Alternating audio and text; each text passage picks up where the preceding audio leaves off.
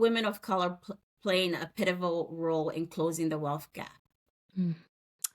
Um, well, I think, studies have shown that we are some of the most educated groups and we're starting businesses at an exponential rate. And so I think, so many studies have shown that people who start businesses, like business owners, generally speaking, are wealthier than employees. And it's not to say that you can only get wealthy by being an employee, business owner, because that's not the case.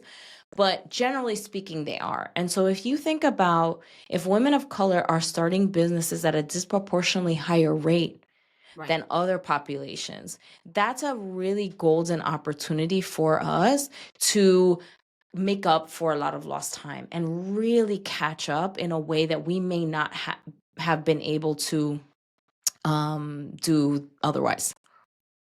Very true. Very true.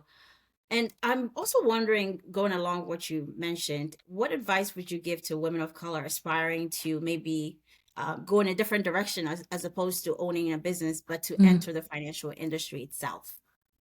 Um, I mean, I think you can always there's a dearth of diverse advisors out there. And so I think, start with your first job and get into it through that. There's so many opportunities and ways to do it. And the industry seems to be really interested in bringing on more advisors of color and more diverse people from diverse backgrounds. And so I think it's just about continue.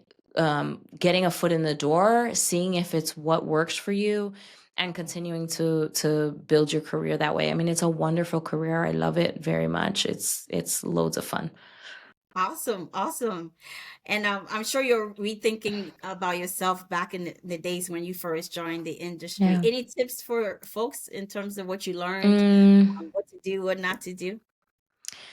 um, I would say don't focus so much on trying to be like others and Mhm. focus on, if you are not of a similar background to others in our industry. I made that mistake a lot. Most of the advisors that I saw were multi-generational wealthy and they had country club memberships, and they were just very in a different economic bracket than what I had Mhm. come from. And so I felt a lot of insecurity around that.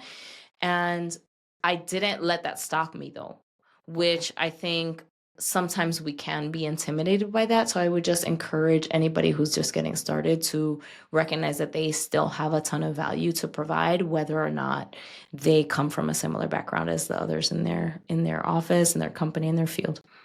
Awesome. Awesome. Thank you so much, Anne, for your time today, speaking with us and My sharing so pleasure. many